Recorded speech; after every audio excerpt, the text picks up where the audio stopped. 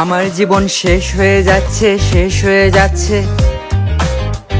আমার জীবন শেষ হয়ে যাচ্ছে, শেষ হয়ে যাচ্ছে। পড়াশোনায় তো আমার মন বসে না, দুপুর 12টার আগে আমার ঘুম ভাঙে না। সারাদিন রিল স্ক্রল করেই কাটছে আমার দিন, জানি না কি হবে আমার ফিউচারের বাকি দিন।